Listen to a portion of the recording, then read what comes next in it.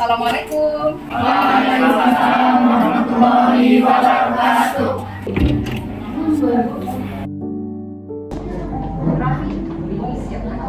Kita baca doa dulu. Bersiap. Memberi salam. Assalamualaikum warahmatullahi wabarakatuh. Waalaikumsalam warahmatullahi wabarakatuh.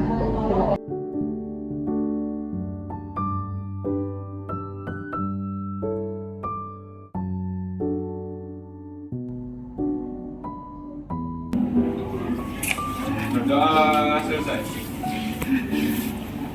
Baik anak ibu sekalian, bagaimana kabar kalian pada hari ini? Alhamdulillah baik semua ya. Apakah tadi sebelum kita belajar ini kalian sudah membersihkan ruangan kelas? Sudah.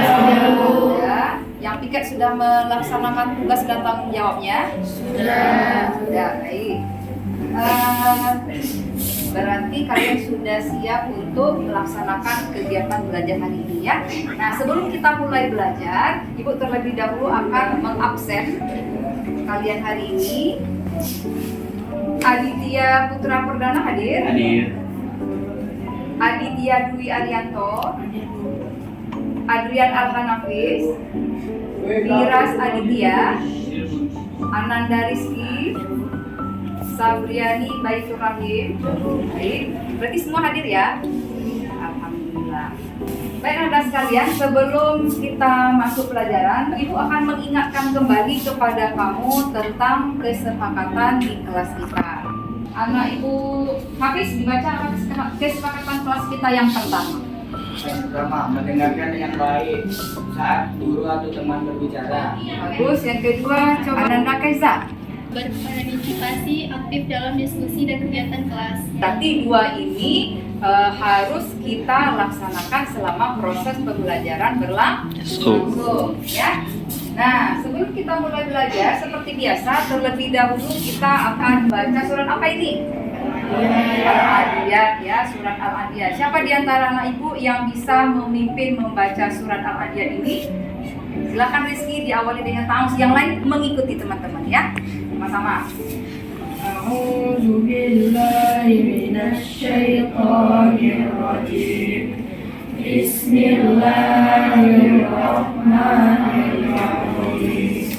Wal 'adiyati dhabha wal muriyati qadha wal munirati subha fa'asarna bihi naqa'a وَوَسَطْنَا بِهِ جَمْعًا إِنَّ الْإِنسَانَ لِرَبِّهِ لَكَنُودٌ إِنَّ رَبَّهُمْ بِهِمْ يَوْمَئِذٍ لَخَبِيرٌ صَدَقَ اللَّهُ الْعَظِيمُ. Alhamdulillah, luar biasa bagus sekali. Jadi anak ibu sekalian, jangan lupa setiap hari kalian tetap harus meluangkan waktu membaca Al-Qur'an ya. Pada pertemuan sebelumnya kita belajar tentang apa? Tentang zakat. Dan kita masuk pelajaran baru yaitu tentang sujud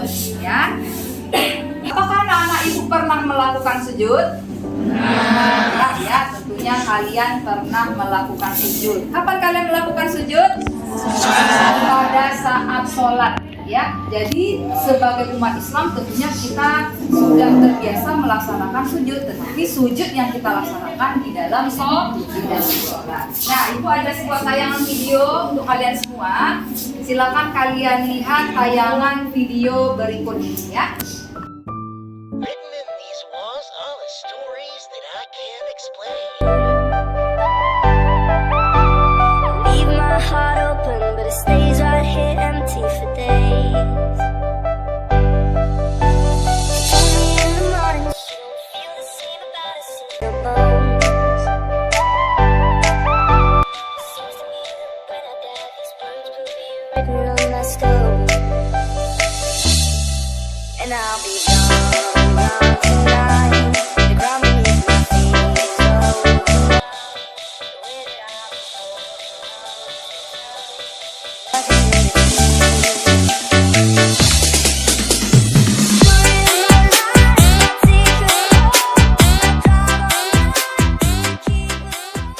Nah, dari tayangan video ini, apa yang mereka lakukan ini?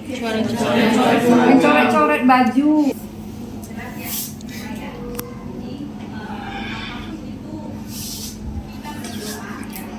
Pernah nggak nampak anak SMP yang seperti ini? Tidak. Nggak ada. SMP lain? Tidak. SMP 25 nggak ada ya? Nah, kalau ini tingkat apa ini? SMA. SMA ya. Kalau menurut kalian ini perbuatannya bermanfaat atau mubazir? Mubazir ya.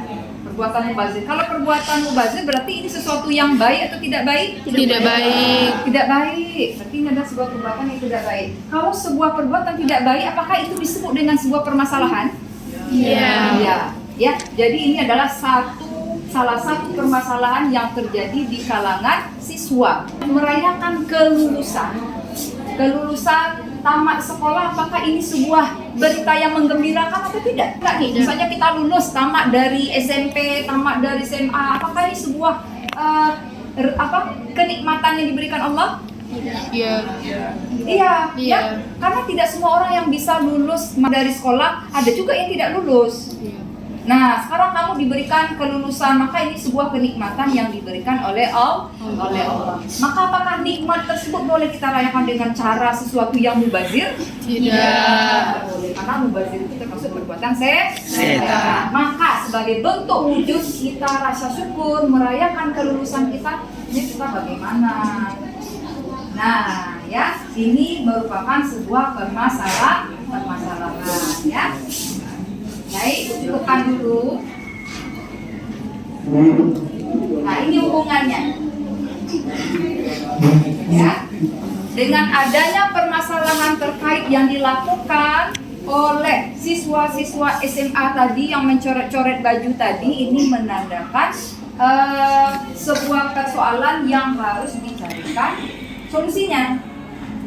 Harusnya bagaimana sikap yang kita tunjukkan kalau kita merayakan kelulusan, kalau kita diberikan kenikmatan oleh Allah. Ya. Nah, inilah hubungannya dengan pelajaran kamu dengan melakukan sujud.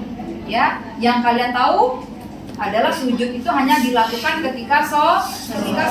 Ternyata di luar sholat kita juga bisa melakukan sujud. Ya, sujud apa yang kita lakukan di luar sholat? Sujud syukur. Nah, ada sujud syukur. Ya, ada namanya sujud syukur. Sujud apa lagi? Ada namanya sujud sahwi. Ada namanya sujud tilawah. Ya.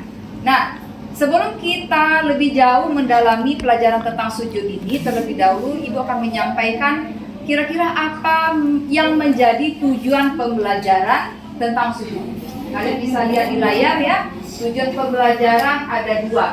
Jadi setelah kamu selesai belajar tentang sujud, hendaknya apa pencapaian yang harus kamu miliki? Ya, oke, Raffi silakan. Tujuan pembelajaran 1. Peserta didik dapat menjelaskan macam-macam sujud, yaitu ada sujud sahwi, sujud tilawah, dan dari sujud syukur secara lengkap. Macam sujud. Yang kedua silakan Adit.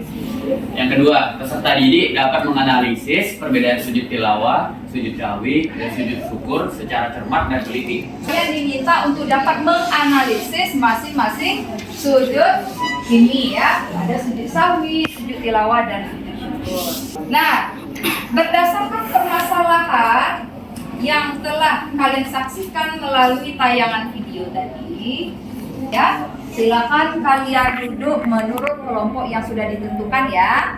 Silakan duduk berkelompok.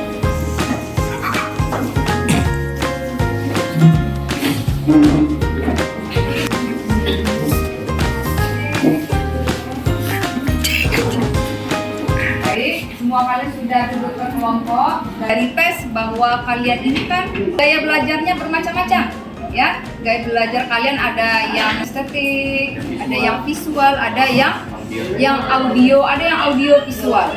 Nah, inilah gunanya Ibu sudah menempelkan di dinding.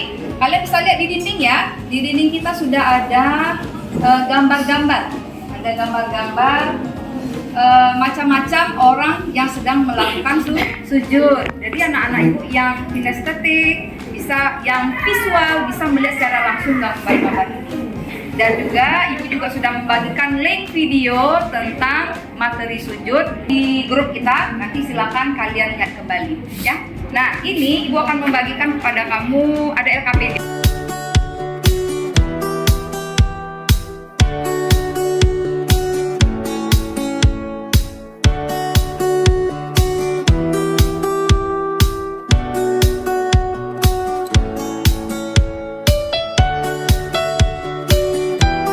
Boleh kalian amati gambar?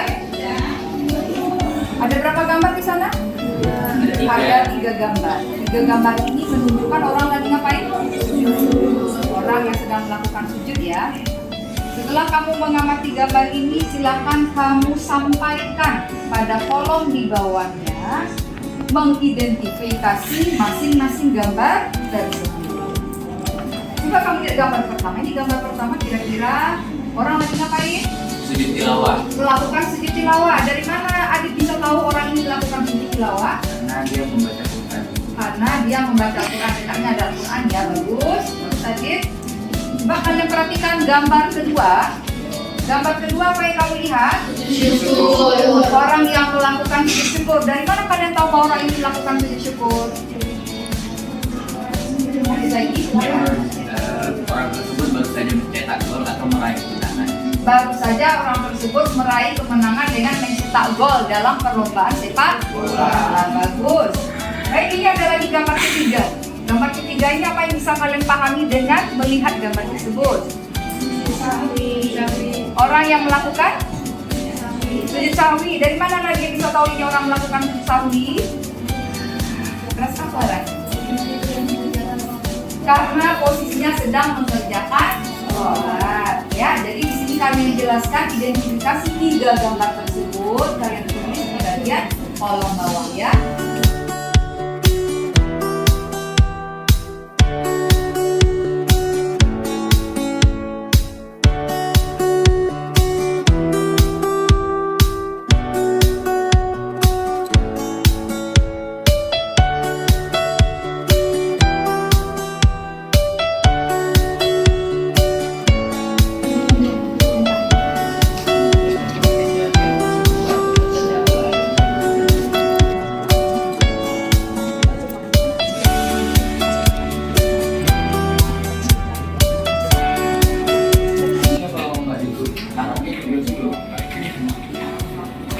Kita akan masuk sesi presentasi ya. Assalamualaikum warahmatullahi wabarakatuh. Waalaikumsalam warahmatullahi wabarakatuh. Perkenalkan, kami dari kelompok 2 ingin mempresentasikan hasil studi kami tentang sujud. Sebelum itu kami akan memperkenalkan diri terlebih dahulu. Perkenalkan, nama saya Raffi Maulana. Dan saya Safa Dwi Setia. Saya Subriani Dutulahim. Saya Putri Sosialita. Saya Evelyn Angelina. Baiklah, kami akan memulai presentasinya yang dibacakan oleh Safa Dwi Setia. Sujud sahwi. Pengertian sujud sahwi. Sujud sahwi adalah sujud yang dilakukan karena adanya ketidaksempurnaan dan kesilapan dalam melakukan salat. Seperti lupa menambah atau mengurangi rakaat atau rukun. Dalil sujud sahwi. Dalil mengenai sujud sahwi dapat ditemukan dalam hadis Nabi Muhammad.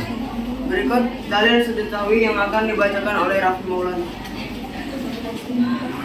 An Abi Sayyidina Khudri qala Nabi idza syakka ahadukum fi salatihi falam yakum shalla salasan aw arba'an falyaqra.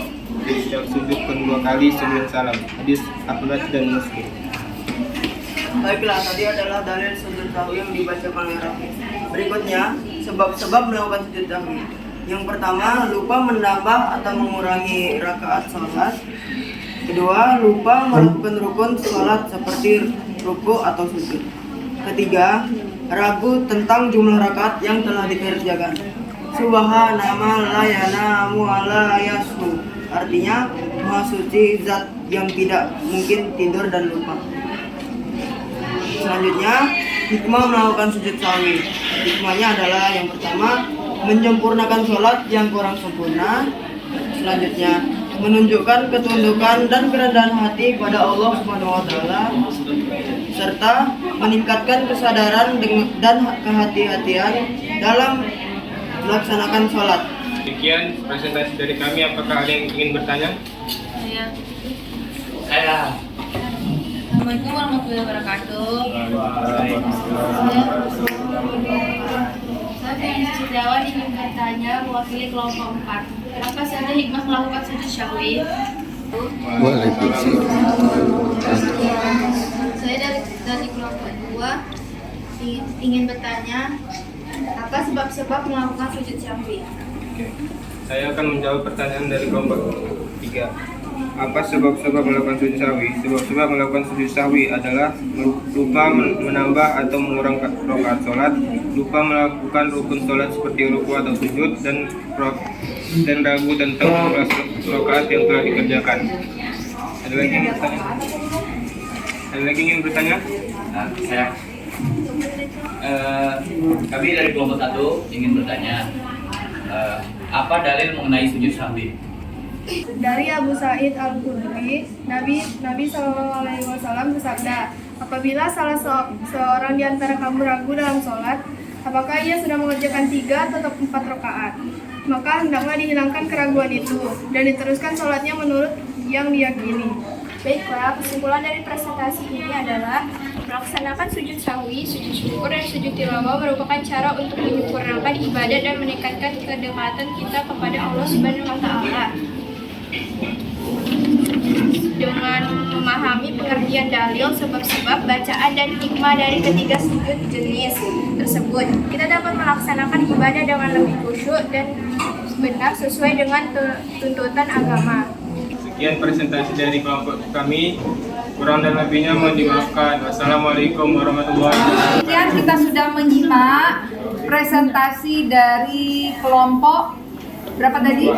Kelompok 2 ya. Kita ucapkan terima kasih kepada kelompok 2 telah menyajikan materi tentang pelaksanaan sujud di luar sholat. Ya, selanjutnya kita minta kepada kelompok berapa ini? 3. Kelompok 3 untuk menyampaikan hasil diskusi mereka. Silakan kepada kelompok 3 untuk maju ke depan kelas. Ya. Assalamualaikum warahmatullahi wabarakatuh. Waalaikumsalam warahmatullahi wabarakatuh.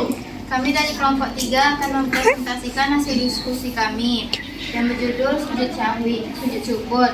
Sebelumnya kami akan memperkenalkan diri dulu. Saya Cahaya Nadia Putri.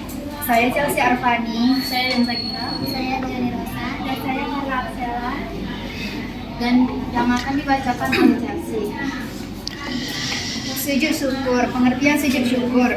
Sujud syukur adalah sujud yang dilakukan sebagai bentuk ungkapan rasa syukur kepada Allah atas nikmat atau karunia yang telah diberikan. Dalil sujud syukur. Dalil mengenai sujud syukur terdapat dalam hadis Nabi Muhammad sallallahu alaihi wasallam. An Abi Bakrata annan Nabiyya sallallahu alaihi wasallam. Beliau langsung bersujud kepada Allah. Hadis riwayat Abu Daud. Sebab-sebab melakukan sujud syukur. Mendapatkan nikmat besar dari Allah Subhanahu wa taala. Selanjutnya masuk sesi tanya jawab. Kami dari kelompok 1 ingin bertanya. Apa hikmah melakukan sujud syukur? Saya akan menjawab pertanyaan kelompok 1. Hikmah melakukan sujud syukur, mengingatkan diri untuk senantiasa bersyukur atas nikmat Allah, menunjukkan rasa terima kasih yang mendalam kepada Allah SWT, meningkatkan keimanan dan ketakwaan. Saya akan menjawab pertanyaan dari kelompok 2. Dalil dari sujud syukur. Ketika datang kepada Nabi Sallallahu Alaihi Wasallam suatu berita yang memberitakan beliau langsung bersyukur pada Allah. Hadis riwayat Abu Dawud. Silakan ya. Baiklah teman-teman, kesimpulan dari sujud syukur adalah sujud syukur dilakukan ketika mendapat nikmat darinya Allah Subhanahu wa taala atau dalam kurung dilaksanakan di luar salat. Terima kasih. Sekian presentasi dari kami. Wassalamualaikum warahmatullahi wabarakatuh. Waalaikumsalam warahmatullahi wabarakatuh. pelajaran kita ini apa yang bisa disimpulkan? Ya, coba silakan Adit. Nah, kesimpulannya kita tahu bahwa kita dapat melakukan sujud selain di dalam sholat. Ya, bagus. Kita bisa melaksanakan sujud tidak hanya ketika sholat, di luar sholat pun kita bisa melakukan sujud. Apa contohnya Adit? Sujud apa saja? Syukur, Sujud syukur, sujud sahwi, dan sujud tilawah. Bagus. Ya, kesimpulan yang pertama tentang kita ternyata bisa melakukan sujud di luar sholat. Terus yang kalian lihat tadi fenomena siswa yang mencoret-coret pakaian tadi. Nah, kira-kira kalau dikaitkan dengan masalah sujud ini bagaimana Vera? Apa yang bisa Vera simpulkan? Kalau yang dari Vera simpulkan Daripada coret-coret baju, mending kita sebaiknya lebih baik sujud syukur saja. lebih baik sujud syukur saja. Bagus ya. Jadi daripada kita melakukan mencoret-coret pakaian karena perbuatan yang mubazir yang tidak berguna, lebih baik kita melaksanakan sujud bersama-sama di sekolah ya. Melakukan sujud apa namanya? Sujud syukur. Sujud syukur ya. Jadi ada berapa sujud yang bisa kita lakukan di luar sholat? Ada 3. Yang pertama apa? Sujud sahwi. Sujud sahwi. Yang kedua? Sujud syukur. Yang ketiga? Sujud tilawah. Sujud tilawah. Sujud syukur. Kapan kita melakukan sujud syukur? Apabila Allah memberikan apa? Kebahagiaan, kemenangan, kenikmatan. Bagus. Yang ketiga sujud apa lagi? Sujud tilawah. Ya. Kenapa kita mengerjakan sujud tilawah? Ketika membaca mendengar ayat-ayat sajadah ya. Jadi kesimpulan kita yaitu kita bisa mengerjakan sujud di luar sholat ya. Nah, kira-kira ada yang mau ditanyakan terkait dengan masalah sujud ini? Tidak. Bisa dipahami? Bisa. Ya. Jika kalian bisa memahami pelajaran kita hari ini, kita akan melaksanakan assessment formatif namanya ya, tes untuk mengukur pemahaman kamu tentang apa yang kita bahas, apa yang telah kita diskusikan bersama-sama tadi. 14, 5 orang lagi. Oke, cukup, semua sudah bergabung.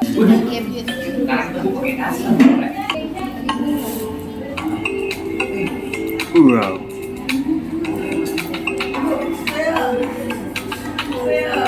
Tadi ganti-ganti apa? Nggak bisa keluar. Buka linknya lagi. Gak apa-apa, buka linknya lagi. Buka ya.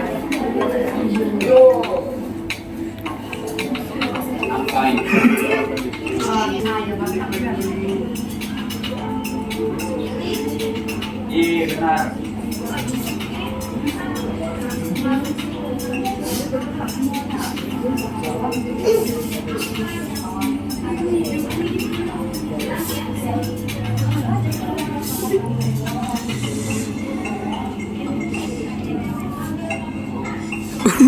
2.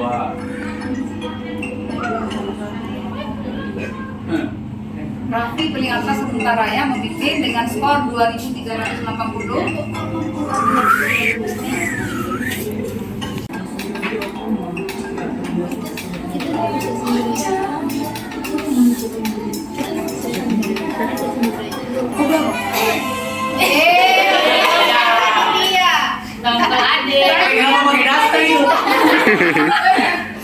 Dengan baik. Kita beri aplaus untuk Nurul. Dan sudah mencobakan kuis, kita bermain kuis menggunakan aplikasi Quizizz. Nah, jadi apa pesan moral tentang sujud ini?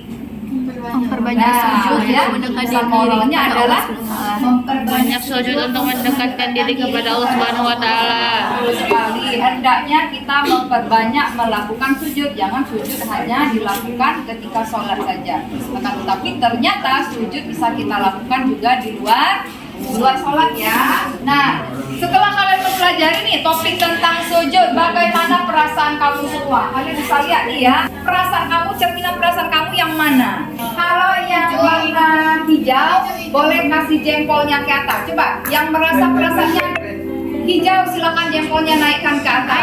Saya sangat senang, jadi saya 2. 2 ya, 2 jempol. Kalau sangat senang berarti 2 jempol. Yang merasa kuning mungkin biasa-biasa saja. Ada yang merasa biasa-biasa saja? Tidak. Oke, berarti kalau kalian merasa naik jempol semua ke atas, berarti kalian senang kita belajar tentang sujud hari ini ya. Ya, happy dong. Nah, untuk pertemuan selanjutnya, tata cara pelaksanaan sujud. Jadi nanti kamu akan mempraktekkan sujud, ya.